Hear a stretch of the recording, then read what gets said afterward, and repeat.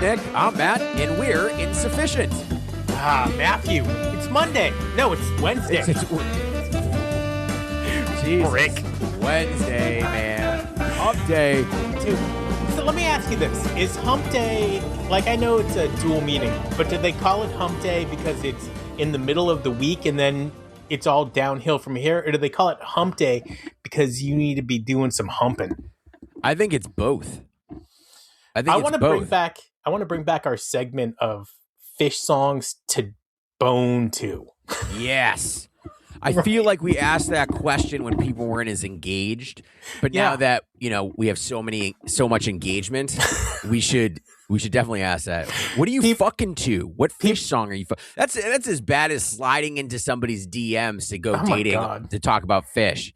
Hey man, what hairy hood are you into? Oh God, dude, there's got to be a better question than that. I'd like to see your hairy hood. Yeah, exactly. Let me look under that hairy hood. So bad. Oh, yikes. That is not good. But no, seriously, people must have fish songs on, like, do people still make playlists or like mixtapes to bang to? Is that a thing? Was that just a thing in the 90s? We talked about that. Okay, but I don't remember. I don't want to bang. If I don't remember, our listeners probably don't. I don't want to bang to music. That's such a like late teen, early 20s thing to do. Yeah. It's fuck to techno. Like when I was in the 90s. Yeah. Yeah.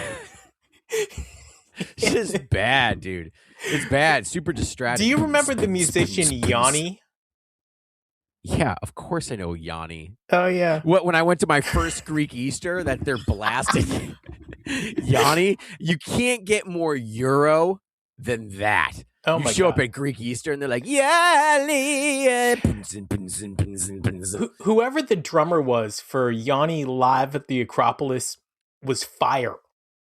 I haven't been to the Acropolis, but I saw it was an amphitheater when I went to Greece and we were headed up. Actually, no, that was the one at I think at the Acropolis. It was right at heading up So to you the have been to the Acropolis? No, the Parthenon. Yeah. Yeah, I was at the Acropolis. So I'll show you a Parthenon. Yeah, there's an amazing gross. Sorry, Gross. you opened up the door. I was thinking about go on, sorry. There's an amazing outdoor venue that's built on the side of that mountain. Really? It's unbelievable. So there's two ways that you can go up to the Parthenon. And one is just super packed. So we went the back way and you pass by that open air stadium. Yeah. That's been there for thousands of years. It's really epic to walk up that trail and see all the ruins and like just thinking about I love that shit. how many people, like what kind of people walked up here over the thousands of years that you're walking on right now? How many life-changing moments happened in that arena? And yeah, it's fascinating and amazing. Unbelievable. It's really transporting. It's kind of like Nick in Worcester, 93 New Year's. It was a life-changing moment. Yeah. I mean, if you want to compare that to the Acropolis. Well, I have to compare it to me or else it doesn't matter. But you've definitely been to places that are ancient, right? Oh, yeah. I go to it all the time, bro. What are you talking? That's not Disney. Disney's not ancient. Oh, fuck. No, I mean, I've been to the place in Rome, the Colosseum. Oh, yeah. Yeah. Same type of vibe.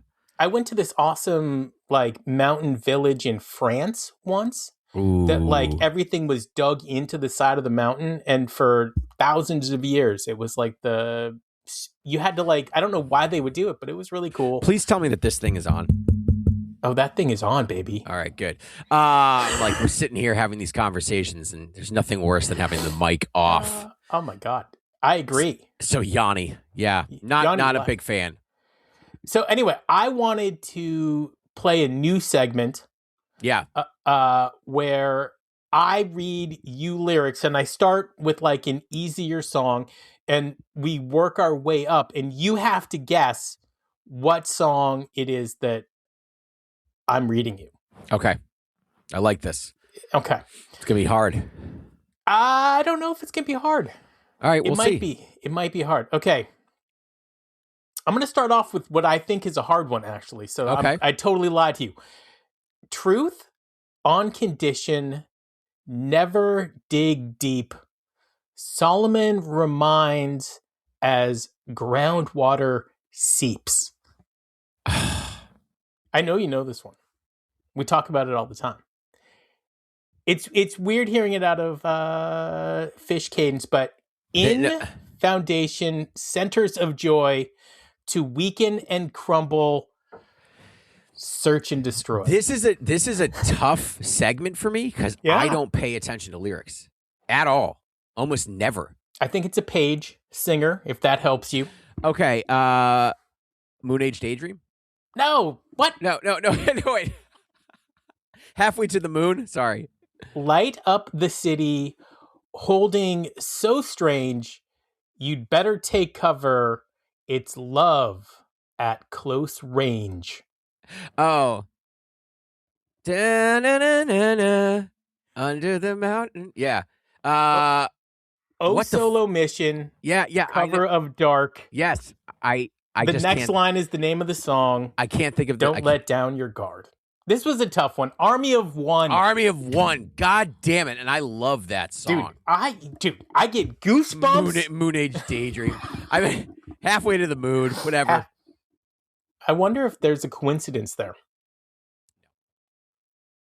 Have we talked about that Trey writes songs for Page to sing, but does Page write songs for Trey to sing? Yes, I'm sure he's written songs that Trey sings. Okay. That would make me happy. I just don't know off the top of my head what that is. My brain's not firing, so this is a tough segment. All right. Let me tell you something. This is early morning. We are recording day of. This is the closest to live podcasting we've ever done. As soon as we hit stop, this is going out on the airwaves. I know. Are you excited about that? I am. Yeah, me too. I've got one for you. Fuck. Okay. I was hoping you weren't going to do this to me. Harry Hood. No. I found a ring deep inside a box on a dead-end street, and you were there watching me. But I don't know. I couldn't sleep or see. Yeah. I was lost, asleep inside a fantasy.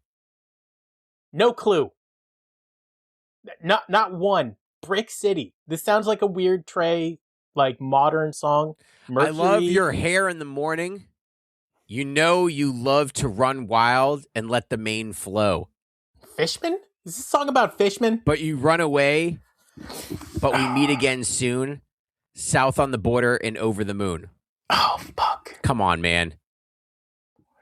Over the moon. You let the mane flow. I know the song. Yeah, no, I can see it. I can feel the memory. It is harder than you think, melody. Isn't it? This is really hard. This is why I wanted to do the thing where... You know why? Because nobody pays attention to Fish lyrics. I disagree with that, but... There are some people that don't know about good songs. What's really impressive is that Trey knows the words to all these fucking songs. Can you imagine? No, he's got one of those teleprompters now. I don't think he looks at it. When they zoom in on his face, he's like this, squinting into because of where it is. He doesn't have to. He's So you think, what's the new song with all the words like that they play every 2 or 3 shows? Where Tick and the cat. Yeah. That's a tough one. What is that song? This is so bad that we are so insufficient this morning. This is like Brick City all over again. This is why we don't do it this early, ever. Normally, we record in the afternoon. I'm still on my second cup of coffee. I'm wearing my T-shirt that I wore to bed. It is a Fish shirt because I am a Fish fan. What's going through your mind? Yes. I love that song. All right, Shade. It was Shade. Fuck, I did. I should have known that. Yeah, Shade. Okay, so I think we're gonna have to up our game before we play this again. All right. Wait, what do you got for me? Oh, you want another one? Well, yeah, let's do it. Oh, dude, you're a sick fuck. Yeah, exactly. I know this. I'll give you an easy one. How about that? All right. Okay. And I can't even do it. Every single line of this song gives it away. I'll just give you the second to last line. Now I know the reason that I'm feeling so forlorn. Yeah, exactly. Horn might be one of the best songs in all of human history. I'm not even joking. Like, I will put it out there that almost Nobody, if you think about all the people in the world, almost nobody knows about that song. Almost I agree. Nobody. But I think almost everybody would love it. 330 billion people just in the United States. No, 330 million people just in the United States. That's just the United States. It's not to Fish mention China, was so ahead India. of their time. Like, I saw this interview with Trey, which I love finding old interviews that either A, I forgot about, or B, never saw, because I've seen almost every interview with that As guy. we talk about, I like to save things. So, like, I know that Trey or Fish did something, but I won't enjoy it because I want to enjoy it on my own time. Like, I won't watch the finale of a TV show until I'm ready for that show to end. I stopped watching Superbad. The movie? Superbad, Breaking Bad. See, this is not working. Like Emma Stone? Fuck her. Breaking Bad, like 4 episodes before it ended, and I've never watched the 4 episodes. You've never watched the last 4 episodes? I will say that it did not disappoint. You know that's why? What you're worried about. No, I just could not stand the living in a world. anticipation. And Well, yes, it just got boring. It's been like 13 years. You could start watching them right. Are you watching them on your iWatch right now? No. You could. I would watch Breaking Bad's final 4 episodes. Yeah, I don't know. I'm over it. Anyways, it's funny. My boss, we were talking about The Dead yesterday, and I was like, hey, you know what? The Dead's got some really great songs, really well written songs. He's like, yeah, I've been listening to some Fish. He's like, they got some weird lyrics. He's like, and I don't really understand what they mean. I was like, nobody does. Not even in the Fish realm. So don't worry, you're not alone. He's like, they got some weird songs. I was like, yeah, I know. It's not a trade-off. You can't just be a deadhead and then be like, hey, I'm also into Fish, and this transfers over seamlessly, because it doesn't at all. Right? It does. I took notes for stuff to talk about on today's show. Yeah, dude, you had stuff. You better pull them up. I had so many things, and I can't find them. Right now, I'm focusing on a woman named Claire Torrey. Do you know who she is? No. She's the woman on Dark Side of the Moon that sings Great Gig in the Sky. It's like one of the sad... I mean, first of all, Fishman doing it, which I think it was Fishman, right? Yes. Yeah, that was amazing. But her doing it is even not the words I would have used, but that's okay. Far more amazing. I mean, just that he did it, right? Yeah. Didn't he do it on a vacuum? I don't remember. In my head, it was a vacuum. It should have been a vacuum. It would have been better than him singing. That would have been truly amazing. But anyway, so like she thought she bombed and failed and failed and bombed. While she's singing that, she thinks she's doing such a bad job. She's crying. And then she just runs out of the room and she's gone. But that's, I mean, if you think of stuff from like that time period, groundbreaking and amazing. What I think is more crazy is that when Pink Floyd was recording Dark Side of the Moon in Abbey Road Studios next to the Beatles, the fact that you had these guys, the fact that you had these guys connecting with each other, you'd never think that Pink Floyd would be in any way connecting to the Beatles or talking to the Beatles or anything like that ever. Yeah.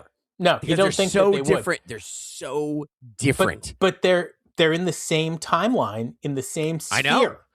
In the same fucking building. Yeah. Or Ringo's walking by like, hey. It'd be like, those are some fucking crazy beats, man. Right?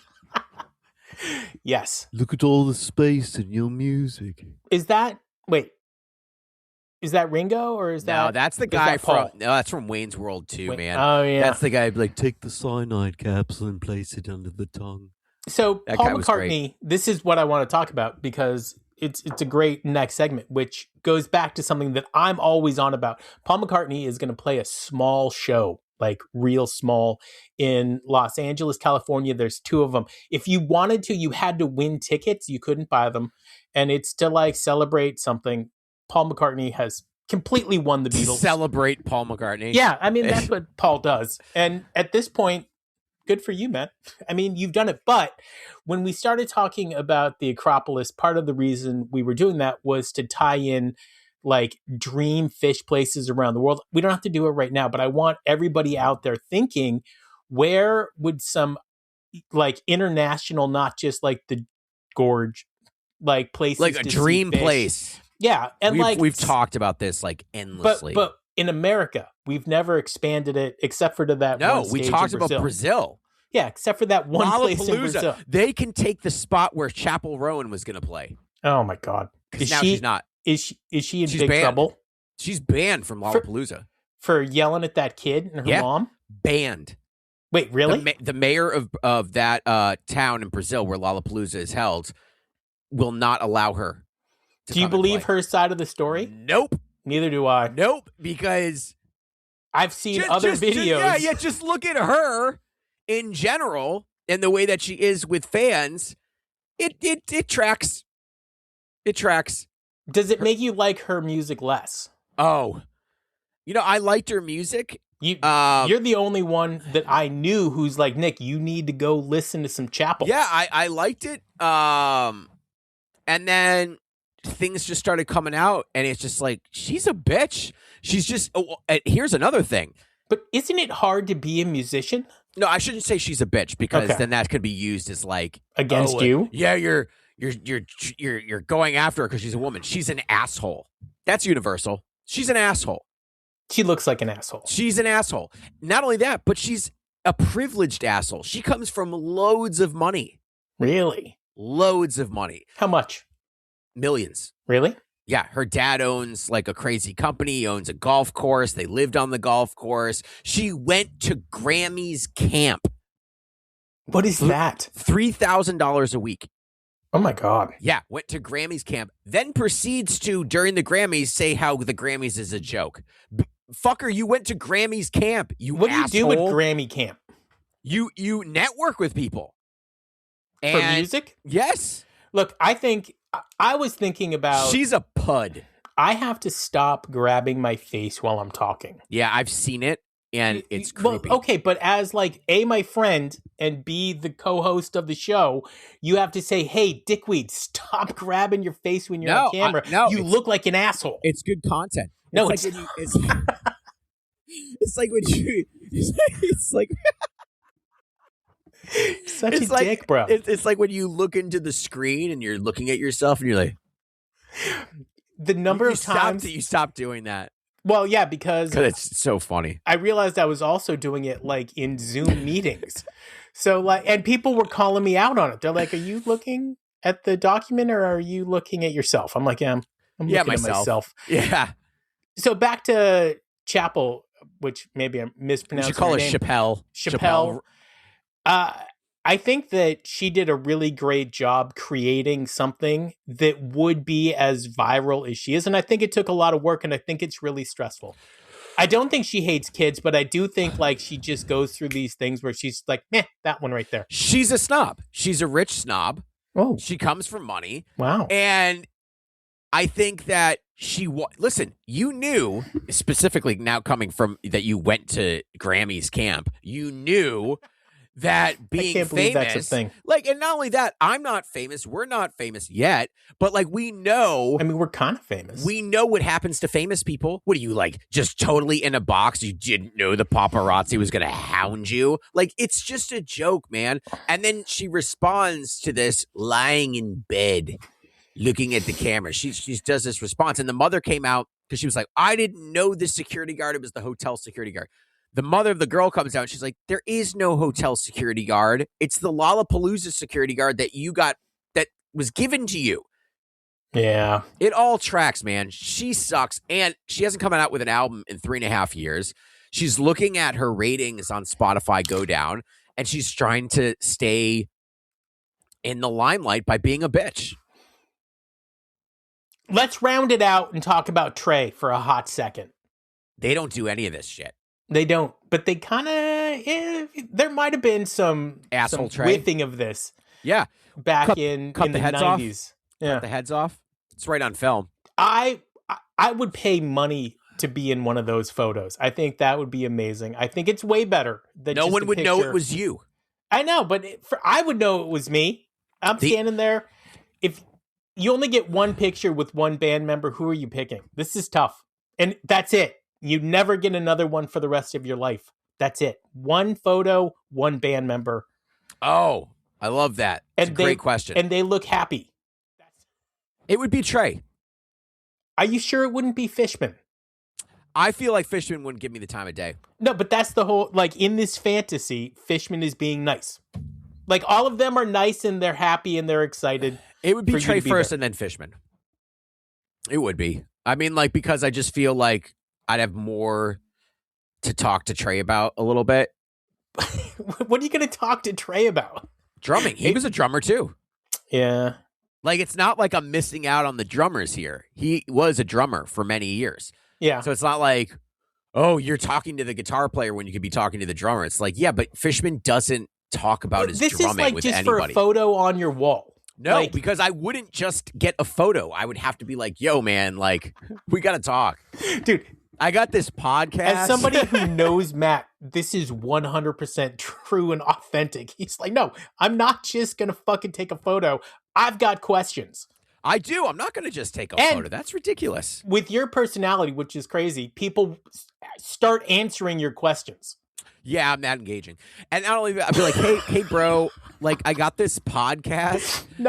Where we shit all over you. Oh, my God. And no, but Nick's the worst. In 1.0 Insufficient, we had segments called Matt Shits on Trey. And it starts off as like nice, happy things. And then you always just bone that poor guy. Ugh. No. I've never wanted to bone Trey. Now, you have wanted to bone Paige. No, that is not true. Where Dad said, fuck. No. The band Fish. Yikes. Negative. No. Love and admiration for Paige. He inspired me to play piano. I have one in here. Dude, you don't play. I play piano very poorly. Then that's not inspiring you. No. If it inspired you, you'd be practicing like a bastard. I'm not a good musician. At my age, I've learned that there are things that I'm really good at. Unfortunately for me, playing music is not one of them. I can't get out of my headspace. I just can't. And I've played for thousands of hours. What? Drums? No. Okay, I started on drums in high school. My buddy Dan, his mom threw his drums out. She's like, no more fucking drums in the house. What? And so she brought them over to my house. I prefer you do drugs. She might have.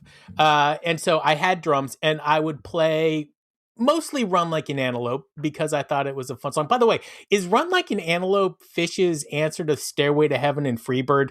Starts off slow, builds up, gets fucking crazy. Could be. So I would play that. Like, and then you could say that about Slave to the Traffic Light. No, you couldn't. Really? Just Slave doesn't start off like slow in the buildup? The jam part does, but the song Slave to the Traffic Light never picks up. Songs that start slow and pick up. I know, but that is like that's their formula. That's the question I'm asking Trey. I'm like, Trey, which of your songs did you write, in a stairway style? Let's see what he has to say. Okay, but back to it. I then, like, right after high school, like, my buddy was playing guitar, so I started playing piano, and I got pretty good when I was like 19 to 22 because I was playing for like 3 or 4 hours every day. But like, I never learned how to read music, and I think that really hurt. And I never took lessons. Like, I would just sit there and play for hours. And then finally I switched to guitar because guitar is that's way easier. It's way easier than piano. No, it's not. And I'm going to tell you the reason why. Okay. I'm ready. Okay. I'm ready. Piano, number one, you don't get calluses from at all, ever, really. Do I still have? Yeah, I still have some. Yeah, you don't get calluses from piano. So the barrier for when kids stop, especially drums and string instruments, they stop because they get these calluses. They're starting to hurt, and they're like, "Oh, I don't want to do this anymore." Even though if you get past the callus phase, you'll never get them again, or they just callus over. Once it stops hurting, it stops hurting. It stops hurting. Yeah. So all of the chords, everything is laid out in front of you. The guitar is not. Piano laid out in front. Everything. You see everything that you need right in front of you. Guitar is like, motherfucker. Like, you have to find all the chord structures. No, it's a bitch. Guitar is a bitch to learn. And I'm taking Paige, but I'm looking over my shoulder at Trey in the photo. That's how I'm doing it. Love you, bud. I do. And also, there's no, there's tons of people out there that play an instrument and don't know how to read music. I'm one of them. Well, yeah. I don't know how to really read music at all. I get the idea. He's mad on Nick. Yeah. We are insufficient. I've looked at drum sheet music. Yeah. That's complicated. Yeah, it is. It is. But each line, like even more so. I can tell what notes are. Like if I sit down and I look at it, I know what the music is I'm looking at. I could never sight read though. But there's a lot of people that just focus on sight reading and then they don't know how to improv. Yeah, it's a trade-off, man. There's a lot of people that just get stuck in the sight reading thing. I also can't improv. There's a lot of that, man. There's a lot of people. I talk to people, they're like, man, I wish I could do that. It's a tough thing. On Friday, we're going to talk about Trey's acoustic tour. I'm glad he's going out because I think he has fun when he does it. But he's not playing near Boston. Are you surprised? He did last time. Okay, he can play there twice. Dave Matthews plays the same fucking arenas every summer. It's because he sells them all out. He's a drunk. Hey.